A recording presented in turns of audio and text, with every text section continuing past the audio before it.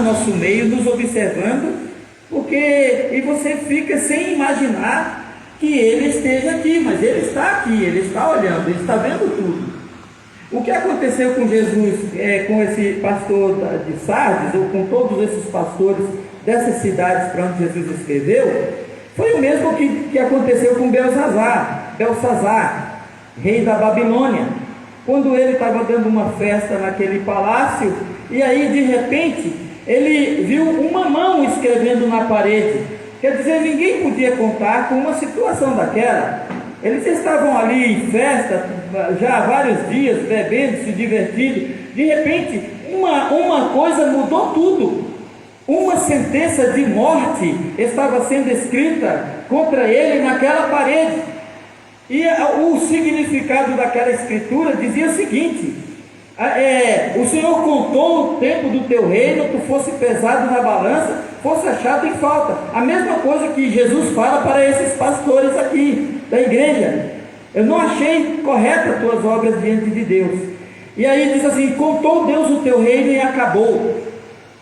Aí ele diz assim, o Daniel, quando dá a interpretação, diz assim: você deu louvores a deuses de prata, de barro, de pedra, de bronze, que não podem ver, nem ouvir, nem falar, mas a Deus em cujas mãos está a tua vida, a Ele tu não glorificasse.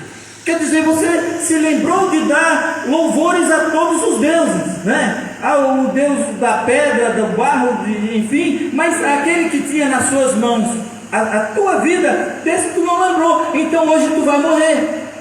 E ele morreu naquela noite, assim morreu Belsazar. E essa carta à igreja de Sardo, que também é chamada de Sardes, ela tem uma questão especial para mim, porque ela trouxe muita luta para a minha vida. Ela foi muito marcante na minha vida. Quando um dia eu me acordei, era dia 20 de setembro, era um feriado, o dia do gaúcho. Eu me acordei, fui para o computador e escrevi, e fiz uma apostila com esse nome, baseado nessa carta aqui. Agora, meus irmãos, a carta começa dizendo assim: e ao anjo da igreja que está em Sardes escreve: isto diz o que tem os 7 Espíritos de Deus e as 7 estrelas. Conheça as tuas obras, que tem nomes de que vives e estás morto. Como é que uma pessoa, meus irmãos, pode fazer o caminho inverso? Como é que o crente pode fazer o caminho inverso? Da vida para a morte. Quando nós aceitamos Jesus como nosso Salvador, nós saímos da morte para a vida. Não é assim que a Bíblia diz? Não é assim? Eu não sei como é que foi a sua conversão, não sei como é que você se converteu, né? Isso vai muito de uma pessoa para outra, mas geralmente, quando uma pessoa se depara com o Evangelho, que ela se converte, ela se transforma completamente. Ela fica uma pessoa muito alegre, ela fica feliz, ela quer pregar para todo mundo, ela quer falar para todo mundo, ela quer levar as pessoas na igreja. Ultimamente quase que nós não vemos mais isso, porque não existe conversão, porque não está havendo conversão verdadeira. Mas a verdade era essa. Eu me lembro muito bem que os homens iam para casa, chegavam em casa, abriam o guarda-roupa, jogava fora bermuda, jogava coisa, uns vendiam a televisão, enfim, eles se convertiam de verdade. No tempo do rádio, vendiam o rádio. Havia uma mudança completa na vida dele, porque aquela palavra trazia uma conversão real. E eles não sentiam mais falta de nada, eles tinham suas vidas cheias da graça de Deus. É claro que eu estou falando como é que acontecia, não é? Mas isso daí aconteceu várias vezes. Eu também peguei minha televisão e botei fora também, porque eu achava que aquilo estava atrapalhando a minha vida, e no momento que estava atrapalhando, tinha que tirar mesmo. Não é que ninguém precise se livrar disso, mas se está atrapalhando, se está te fazendo pecar, você tem que se livrar. Não é uma coisa que todo mundo tem que fazer. Eu fiz, você tem que fazer também. Não, isso vai de cada um. E aí o que acontece? Essas pessoas recebem essa alegria, ficam diferentes, elas ficam alegres. Quando você encontra elas, elas estão cantando. Quando elas estão no trabalho, elas estão pregando, falando para Jesus, de Jesus para outras pessoas. Daqui a pouco essas pessoas vai esfriando. E o que acontece? Então ele passa a perder aquela vida que ele tem nele. E olha, que não poderia ser assim. Onde está aquela alegria da nossa conversão? Onde está aquela alegria do dia que você aceitou Jesus como seu Salvador? Ela se foi, se perdeu, mas por quê? É assim mesmo? Isso deve ser dessa maneira? Não. Quando Jesus diz assim ao anjo de Sardes: isto diz o que tem os 7 Espíritos de Deus. Irmãos, todos nós temos um Espírito. Para que você esteja vivo, basta que um Espírito esteja dentro de você, o seu Espírito. Jesus diz assim: eu tenho os 7 Espíritos de Deus, falando assim: eu tenho a plenitude da vida, eu tenho a plenitude infinita da vida. Por que você está morto? Por que você morreu? Como é que você se deixou morrer? Como é que sua igreja está morrendo? Se eu tenho os 7 Espíritos de Deus, eu tenho a plenitude da vida e da vida que há em Deus. E por que você morreu? Então ele diz assim: ser vigilante e confirma o restante que estavam para morrer, porque não achei as tuas obras perfeitas diante de Deus. Aqui já começa uma questão: vigilância. Interessante, meus irmãos, que quando ele diz assim, confirmam o restante que estava para morrer, você ainda tem um restante que não morreu ainda, mas que pode morrer. Quando Jesus chegou para falar com esse pastor, ainda não era o juízo, ainda não era o castigo dele, porque quando ele diz assim, ainda existe o restante, fortalece os que estão para morrer. Tem ainda alguém morrendo, que não morreu ainda, mas ele pode morrer. Ser vigilante, desperta, acorda, te levanta, seja vigilante, não é? E aí ele diz assim para ele assim: porque tu tens nome que estás vivo, que vives e estás morto, porque ele estava morto, não é? Ele estava morto. Então o que acontece?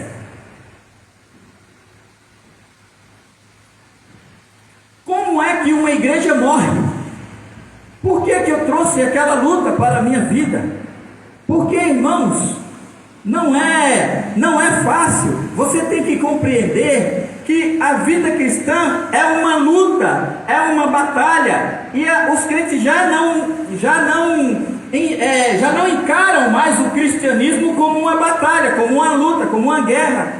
Você pode ver isso nos testemunhos deles, você pode ver isso nas palavras dele. A Bíblia diz que a boca fala daquilo que o coração está cheio.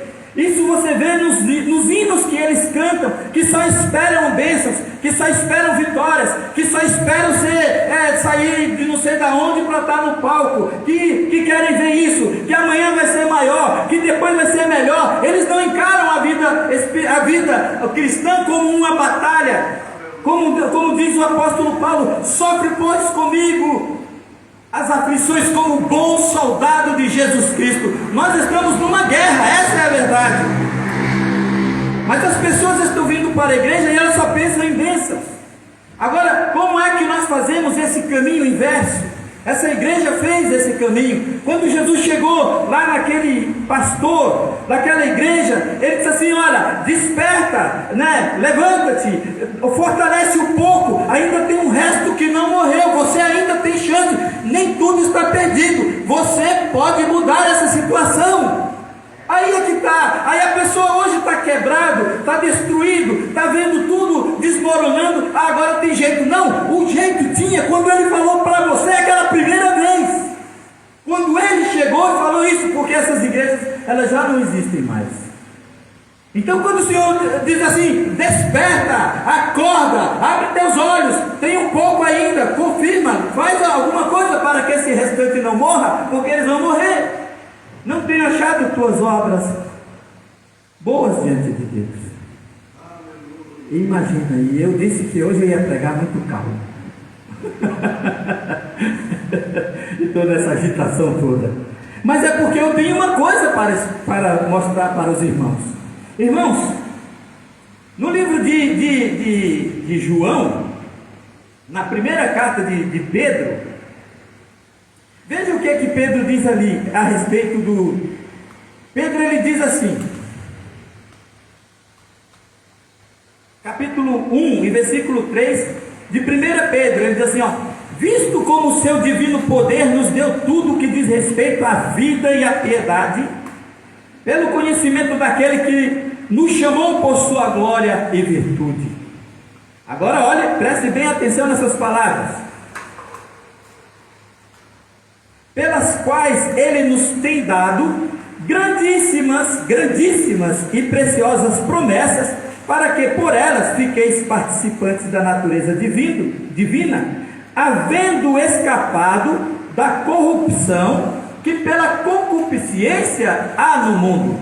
Deus está dizendo assim, a palavra está dizendo assim, olha aqui, Deus nos deu grandíssimas e preciosas promessas, Ele nos fez promessas. Essas promessas, elas transformam a nossa vida, elas nos dão uma nova natureza. Você passa a ter a natureza divina. Através das promessas de Deus, você passa a viver uma natureza santa, uma natureza divina, quer dizer, viver como Deus vive, né? Você se torna participante da natureza divina, havendo escapado da corrupção que há no mundo. Como é que a gente escapa da corrupção que há no mundo? Como é que uma pessoa se corrompe no mundo? Como é que uma pessoa fica doente no mundo? Como é que uma pessoa fica pobre no mundo? Perde seu dinheiro, gasta seu dinheiro com mulheres, gasta seu dinheiro na bebida, gasta seu dinheiro na folia, nos bares, nas festas, e depois acabam com a sua família, gasta seu dinheiro com mulheres. Aí quando vê, está na pobreza, está na miséria. Outros estão na cadeia, outros estão no hospital. Mas o que levou eles a essa corrupção? A concupiscência que existe no mundo, quer dizer, a cobiça. Alguém cobiçou o dinheiro e foi lá e roubou. Alguém cobiçou uma mulher e foi lá e adulterou com ela. Aí vem o marido daquela mulher, persegue ele, dá uma surra, quebra, bota ele numa cadeira de rodas. Problemas que a cobiça trouxe para eles. E aí outro cobiça outras coisas e vai parar na cadeia. Cobiçou para roubar, cobiçou para adulterar, cobiçou para fazer tantas outras coisas. Cobiçou, eu queria experimentar um pouco dessa droga para ver como é que ela faz. É a cobiça. O mundo está cheio de cobiça, e essa cobiça é que nos leva à corrupção, é que traz os problemas para a nossa vida. Nós encontramos problemas porque você está dentro de uma fábrica, de uma empresa, e você começa a cobiçar o cargo de operador de máquinas, o cargo de chefe de seção, e aí aquela cobiça começa a mudar teu coração, e você começa a trair seus companheiros, você começa a falar mal daquele, você começa a falar mal do outro, você quer aquele cargo para você, aí você vê como a corrupção vai tomando conta de você. Isso são apenas exemplos.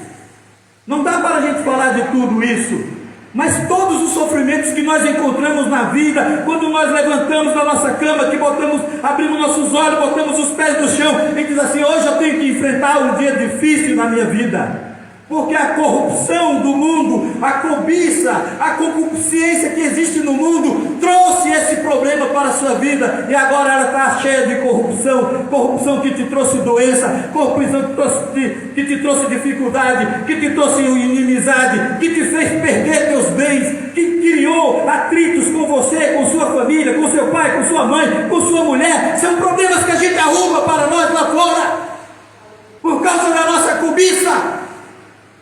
São as concupiscências que tem no mundo. E a Bíblia diz assim: havendo escapado da corrupção que no mundo, que pela cobiça há no mundo. Então, no momento que você escapou daquela corrupção, aí a Bíblia ensina aqui como é que você deve viver. Aí ele diz assim: e vós também, pondo nisto mesmo toda a diligência, acrescentai a vossa fé Aí você tem fé, acrescenta ciência. Você tem ciência, agora busca a temperança. Essas são as coisas que a gente tem que buscar. A temperança. Depois você busca paciência. Você não tem paciência, busca paciência. O amor fraternal é a caridade. Por quê? Agora preste bem nesse versículo. Eu gosto muito desse versículo. Porque se em vós houver e abundarem estas coisas, nunca vos deixarão ociosos, preguiçosos, enfadados da vida, nem estéreis no conhecimento do Senhor Jesus Cristo. Pois aquele em quem não há estas coisas é cego, nada vendo ao longe, havendo-se esquecido da purificação dos seus antigos pecados. Quer dizer, quando o Senhor nos salva e vem aquela alegria, Ele tirou de nós o fardo do pecado, o fardo da preocupação. Ele tirou de nós tudo aquilo. Agora Ele diz assim: Deus te dá aqui, olha, as promessas. Eu vou te dar muitíssimas, grandiosíssimas promessas. Essas promessas vão fazer você se tornar participante da natureza divina. Você terá uma natureza como a natureza de Deus, uma natureza santa, uma natureza que você vive com prazer, você vive com alegria, você vive com felicidade no seu coração. Mas aí o crente para por aí mesmo, e aí ele começa a regredir, por quê? E ele diz assim: olha, se nós fizermos o que a Bíblia está falando aqui,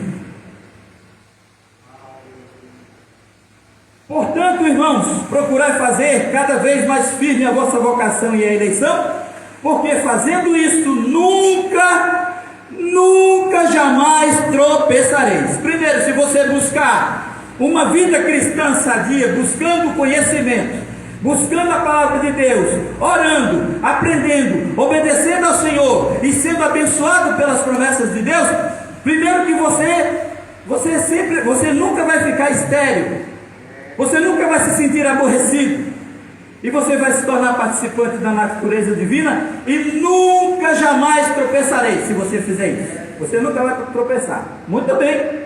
Este é o caminho certo. Esse é o caminho da salvação. A pregação da palavra de Deus é o que a igreja tem que fazer. Tirar as pessoas. Olha, você está sendo atingido pela cobiça do mundo. Vem para cá, Deus te resgatou, havendo escapado da corrupção que há no mundo, pela concupiscência que há lá dentro. Muito bem. Aí você recebeu a vida que está em Deus. O que acontece com a maioria das pessoas? Aí começa uma questão inversa. No mesmo capítulo, no mesmo livro de Pedro, no capítulo 2, é no mesmo livro de Pedro, 2 Pedro, no capítulo 2, vamos ver por que uma igreja morre. Por que os crentes morrem? Primeiro, porque eles não perseveram em buscar aquilo que é para transformar a natureza dele. Não, eu vou buscar sabedoria, eu vou buscar conhecimento, eu vou buscar a graça de Deus, eu vou ler mais a Bíblia, eu vou crescer. Ele não faz isso. Aí agora vamos lá, vamos ver o que acontece com um pastor como aquele que estava em Sardes. Aí entra naquela parte dos falsos mestres, aqueles que engodam. Ele diz assim, ó. Ele diz dos falsos mestres. Por quê? Antes ele diz, né, que estes são fontes sem água. Primeiro, um falso mestre, irmãos. As pessoas dizem assim: ali tem uma igreja, ali tem um pastor, ali tem um missionário, ali tem um pregador, ali tem uma profeta, ali tem um profeta. Eu queria que você usasse um pouco da sua inteligência e fizesse um exame de consciência. Se você não está se fazendo a si mesmo de tolo quando acredita num falso profeta. Eu disse assim para você que lá no Nordeste passava muitos anos sem chover, e quando vinha aquela nuvem de chuva, passava anos e anos, aí as pessoas ficavam assim: cai chuva, cai chuva, cai chuva na rua, e aquela nuvem ia embora e lá vinha aquele sol terrível. Irmãos, os falsos profetas, eu vou falar baixo para não ficar com raiva, os falsos profetas, os falsos mestres, são como nuvens que não trazem água. A Bíblia diz que eles são nuvens levadas de uma para outra parte pela força dos ventos. Aí aqui ele diz, no versículo, ele diz assim, estes são fontes sem água, nuvens levadas pela força do vento, para os quais está eternamente reservada a negrura das trevas. Pessoas que vai de um lado para outro, de um canto para outro, prega num lugar, prega no outro, promete coisas para um, promete uma coisa, a tua bênção está aqui, mas a vida deles é uma miséria, eles próprios têm uma miséria na sua vida, são pessoas miseráveis, pessoas que não vencem na vida, pessoas que não prosperam, pessoas, meus irmãos, que é uma vergonha, que são convidados para pregar, e ele pede antes o pastor que mande um dinheirinho adiantado, porque ele não tem dinheiro para ir. Agora me diga, que bênção você espera receber de uma criatura dessa? Ele vai falar para você de fé, ele vai falar de confiança em Deus, ele vai falar de prosperidade. É que nem cigano. São fontes sem água, meus irmãos. E aí o que acontece?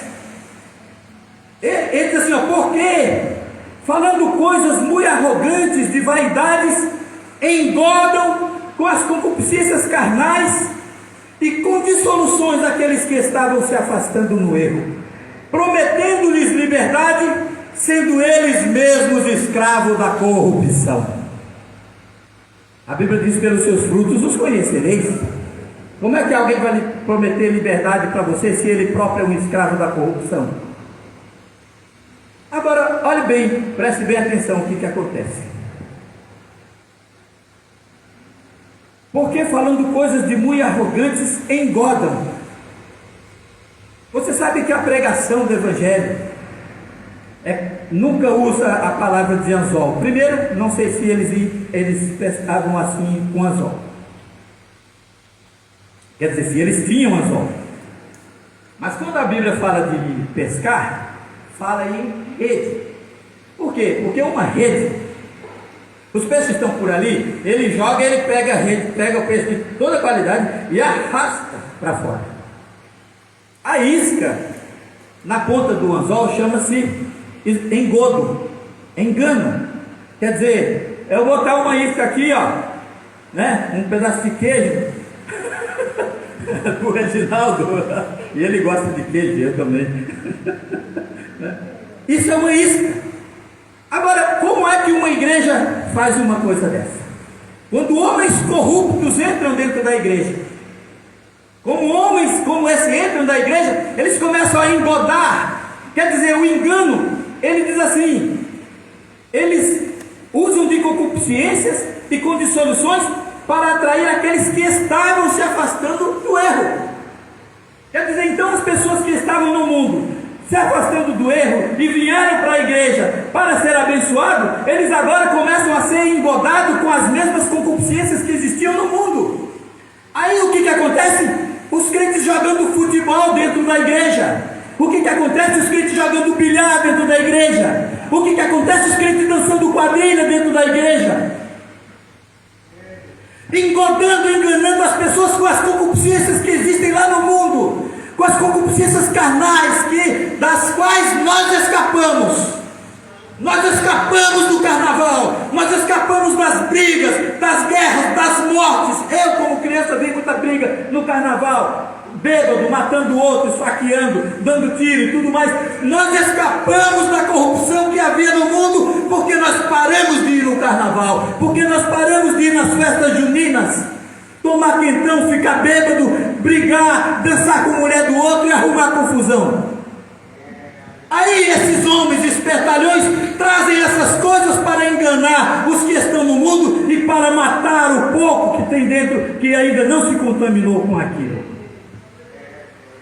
E aí, meus irmãos, é aonde Jesus disse, você tem nome de que vive, mas você está morto, porque você morreu e não sabe. Que nem na nossa casa, entre os nossos irmãos, nós chamava de carnaúba, né, Rinaldo? O que é carnaúba? Uma árvore que morre em pé. Ela está morta, mas não cai. Não tem vida. Morre em pé. Você tem nome de que está morto, que vive, mas está morto. Aí quando você se levanta para falar contra essas coisas, arruma inimizade. Aí vão trazendo coisas para dentro da igreja, enganando as pessoas, com danças, com coisas, com balé. Você acha que uma pessoa se converte vendo moças dançar? Você acha que alguém se converte passando o dia todo aprendendo a viver e a agir como o mundo age? Aí no dia de carnaval nós fazemos um carnavalzinho aqui. No dia das festas juninas nós fazemos uma festinha junina aqui também. Andamos de bicicleta. Eu vi com esses meus próprios olhos, irmãos, colocarem moto dentro da igreja, andar, brincar e fazer folia e profanar o lugar de Deus, a casa do Senhor. E umas pessoas dessas não acham que estão morrendo, que estão matando. Jesus diz assim: confirma o restante que está para morrer. Jesus interferiu porque o resto, tinha um resto na igreja que não tinha morrido ainda. E eu era um deles. Mas eu sabia que se ficasse naquilo, eu ia morrer. Irmãos, da igreja de Sardes, e numa igreja dessa, a única maneira de você não morrer é não se contaminar com isso. E como é que você não se contamina? Bom, eu fazia assim. Eu não ia naquele, hoje vai ter um culto de coisa ali. Eu não vou lá. Porque se você vai, você é conivente. Se você está ali, mas foi o pastor que mandou, você é conivente, você é culpado também. Você é cúmplice do erro. Porque nós esquecemos, irmãos, que nós, os crentes, éramos no início chamados de protestante. Os crentes têm que saber abrir a boca para protestar, sim. Protestar contra a corrupção, protestar contra o erro, dizer isso aqui não é dessa maneira, isso não pode ser assim. A Bíblia diz assim: não ameis o mundo, nem o que no mundo há, porque se alguém ama o mundo, o amor do Pai não está nele. Aí como é que você vive dentro de uma igreja e nunca ouve uma pregação como essa? Como é que você está dentro de uma igreja e nunca ouve uma pregação que você, quando ama as coisas do mundo, você se torna um inimigo de Deus? Queira Satanás como seu inimigo, mas nunca queira Deus como seu inimigo, porque a Bíblia diz que horrenda coisa é cair nas mãos do Deus vivo, e o diabo treme. Nós não precisamos temer, nós não precisamos ter medo do diabo, nós não precisamos ter medo de nada, nós não precisamos ter medo de ninguém. Jesus disse: temei aquele que pode matar a alma, o corpo, e jogar a alma no inferno. A esse é que devemos temer. Aí você passa uma vida miserável. É segunda, é terça, é quarta, é quinta, luta com uma coisa, luta com outra, luta com uma coisa, luta com outra. E o inimigo só falta botar o pé no seu pescoço. Porque há uma luta que você deveria travar todos os dias. E você não faz isso. Luta com doença, luta por falta de dinheiro, luta por causa de problemas com a família, luta para conseguir um cargo, luta para ser eleito, mas não luta pela sua fé, né? Não luta pela sua fé, pela sua comunhão com Deus, pela sua vida com Deus, que te garante paz, gozo, alegria, felicidade. Estava aqui é assim que uma igreja morre. Falta de vigilância. As coisas vão entrando, vamos aceitando, e eu vi aquilo entrar. Jesus, quanta revolta eu tinha no meu coração. Até me arrependi de ter pregado algumas vezes em algumas igrejas, porque a minha raiva era grande. Aí eu, e pode ficar assim? Pode, sabe por quê? Primeiro, porque Deus nos impõe isso para nós, e segundo, porque eu sei que o destino é o céu ou o inferno, o resto acabou. E quando eu morrer, quando eu sair daqui, eu sei como é que eu quero ser lembrado. Não vou ser lembrado como um covarde, não vou ser lembrado como uma coisa qualquer. Eu me inspirei muito na história do Martinho Lutero, leio muito, gosto de ler a palavra de Deus, gosto de desafios. Eu não procuro, mas quando tem, eu gosto. Se eu tiver que ir daqui para Porto Alegre, eu digo assim: meu Deus, só tem um ônibus para Porto Alegre, ele passa daqui a 10 minutos, me ajuda a chegar lá, e corro. Quando eu passou, bom, eu não queria, mas eu vou a pé. É assim que eu faço. Eu digo: ah, Deus, por quê? Ah, Deus, era só um pouquinho. Por quê? Não, é assim. Tem que ser assim. Deus existe, Deus é vivo. Quando eu me ajoelho, eu só digo assim: Deus, eu quero a vida que está em ti. Aí eu me lembro: mas ela está em você. Opa, tá bom. Você já estou alegre. Né? Pessoas assim, o Reginaldo é um homem muito otimista. Ele disse aqui, né, que ficou triste, angustiado e meio depressivo, mas ninguém viu ele assim, né? Só ele sentia. Não é verdade? Ninguém viu. Ele não subiu aqui para dizer: olha, irmão, eu estou... Não. E eu, naquelas orações que eu fazia aqui, que eu fiz com vocês, naqueles propósitos, eu disse assim: meu Deus, eu só queria uma coisa, que o Senhor cure o meu irmão Reginaldo. Eu não quero vê-lo perder uma visão, né? Fez uma cirurgia, ficou tão contente, tão feliz. Ronaldo, que houve com essa igreja? Olha, chegou aqui, né? Ele está bonito. Eu digo: está do mesmo jeito, mas era porque ele estava vendo. Ele fez a cirurgia e ficou uma maravilha. Só que daí a pouco veio o golpe, né? Isso é terrível. Então é bom. Quem tem esperança em Deus, quem tem fé em Deus, faz diferente. Agora, falsos profetas, falsos mestres, falsos pregadores. Esse dia chegou um aqui, demos a oportunidade para pregar, mas não vou falar sobre isso. Tinha 4 pessoas na igreja, 4, 5 pessoas, mas ele parecia que estava falando para 1 milhão de gente, dizendo: aqui tem um que está com problema, um que está com o pé quebrado, outro está com não sei o que lá, hoje Deus vai arrumar a tua vida. E no fim das contas, a vida mais desgraçada era dele mesmo, porque ele procurou alguém para mexer, sabe, alguém para mexer. Ele foi para mim, olhou, não tinha ninguém, disse: isso aqui eu vou fazer de idiota. Aí chegou perto de mim: pastor, estenda a sua mão aí. Eu olhei para ele e disse assim: prega a tua mensagem, por favor, prega a tua mensagem. Ele se desmantelou todo. Já não estava dizendo nada, não estava falando nada, não sabia o que fazer, não sabia o que dizer. Pegou, me entregou o telefone. Obrigado, amém. Quando chegou em casa, me pediu no WhatsApp: pastor, o senhor pode me dar R$100 porque eu fui pregar na sua igreja? Eu disse: você deveria me pregar 1000 por eu ter caído no erro de deixar você falar ali em cima.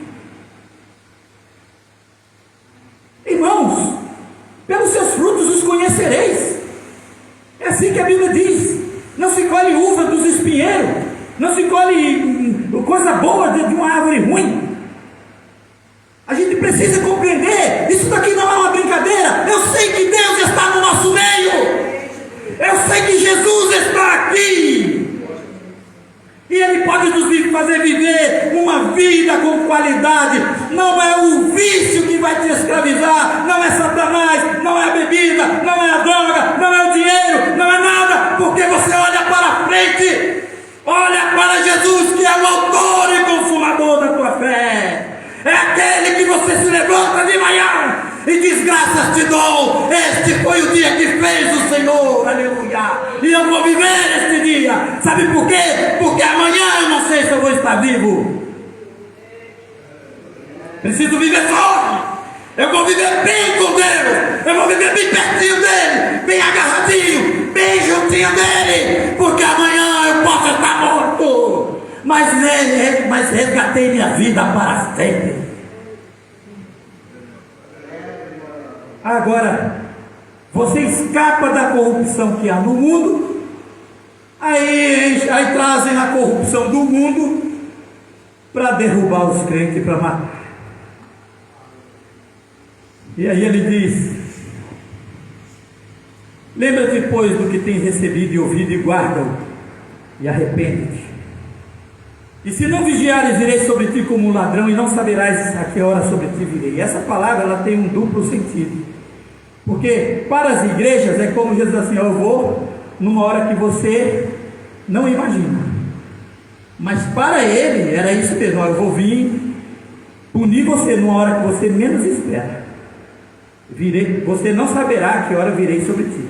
Porque isso se aplica tanto à igreja, como quando você começa a brincar com Deus.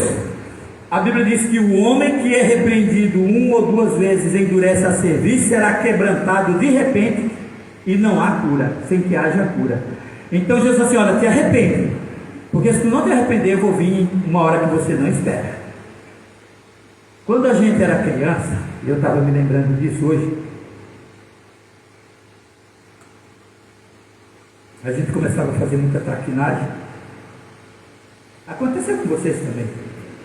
A mãe e o pai: fulano, para com isso, fulano, para com isso. Olha, se eu me levantar daqui, eu não vou perder minha viagem. É, mãe? Olha que se eu não adianta correr, né? Porque quando se leva, eu não vou perder, eu não vou ter o trabalho de me levantar daqui, eu não vou perder minha viagem. Aí levava a chibata, corria para lá. Não, agora não. Ah, mas eu quero não, agora para cá, dá uma chibatada, 2, 3 chibatadas, não mata ninguém, mas é para aprender que se não obedecer, o bicho pega. Assim, toda a vida é assim, não é assim?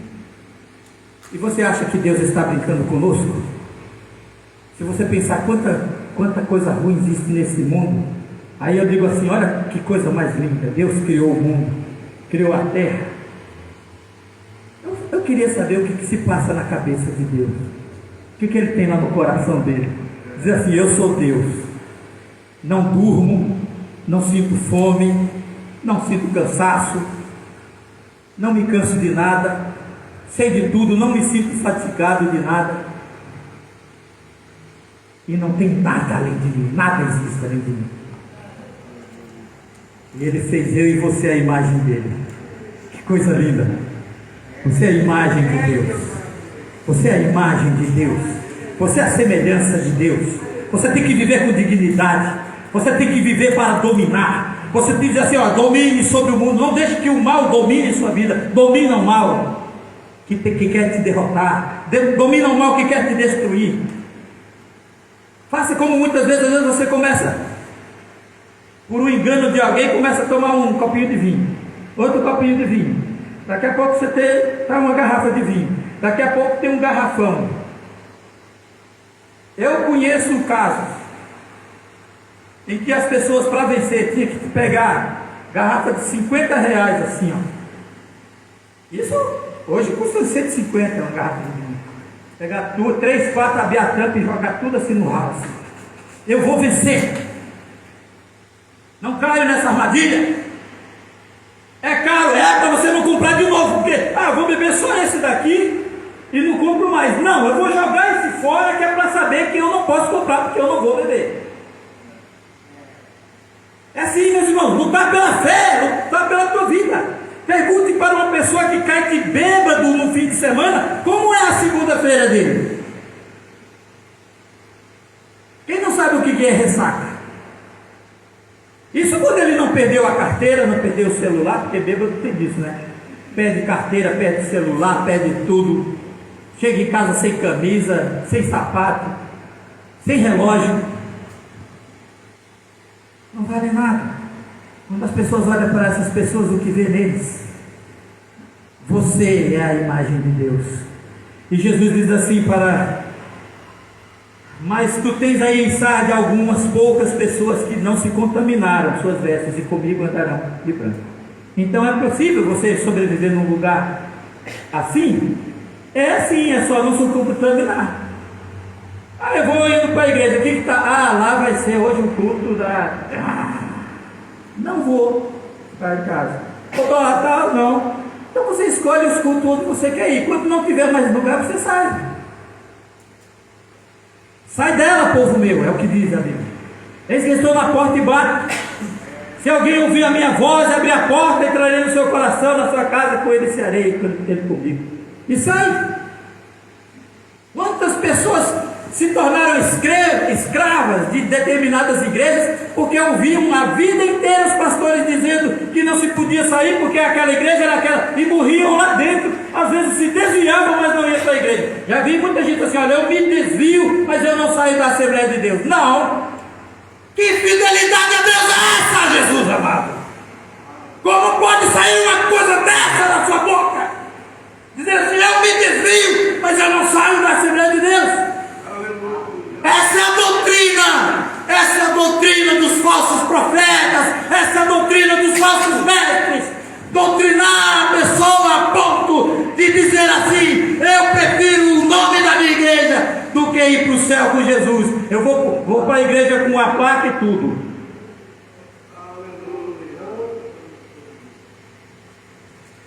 Como você pode ter vida com Deus se você não ler a Bíblia? Como você pode ter uma comunhão com Deus se você não ouve pregações de verdade? Igrejas mortas estão ali, né? Brincando, dançando, jogando futebol, jogando bilhar, jogando ping-pong, andando de bicicleta, fazendo palhaçada. Que eu acho ridículo uma pessoa se vestir de palhaço para pregar a palavra de Deus. Porque, meus irmãos, isso aqui é uma coisa séria. Quando você lê a Bíblia, quando você pensa no céu, na presença de Deus, meu Jesus, como é que aqueles anjos conseguem chegar lá? Essa pergunta Daniel fez ao anjo, não foi? Ele perguntou para o anjo: como é que você consegue falar com o meu Senhor? Como é que você consegue chegar lá se eu vi você?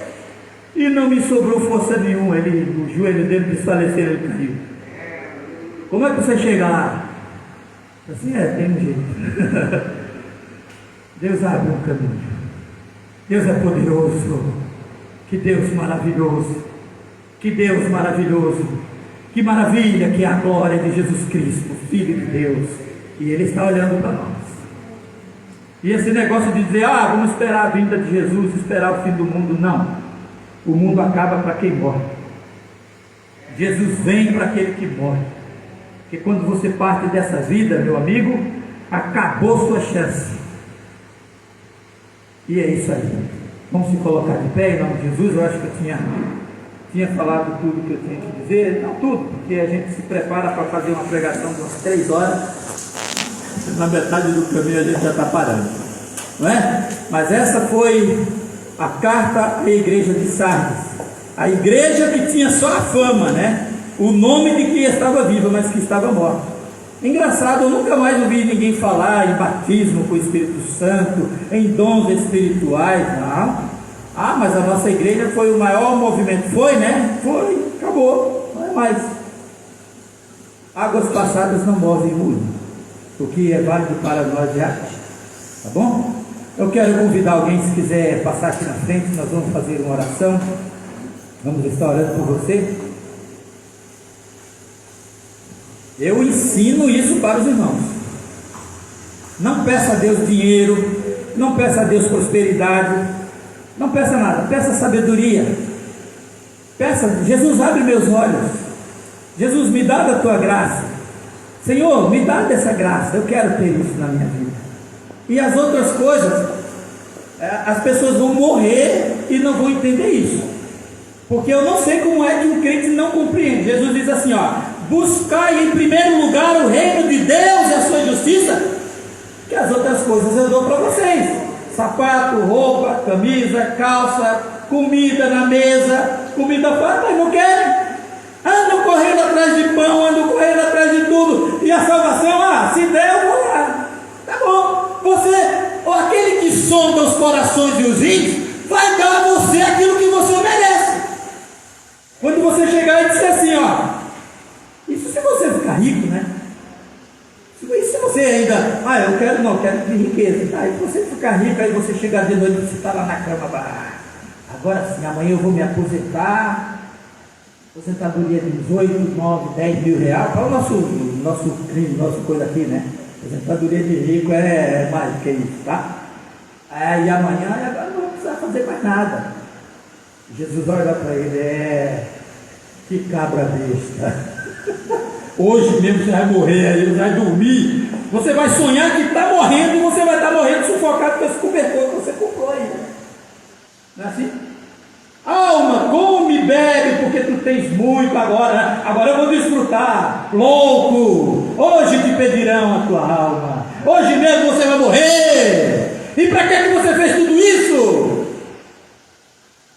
Agora, ponha isso na cabeça de quem não quer entender.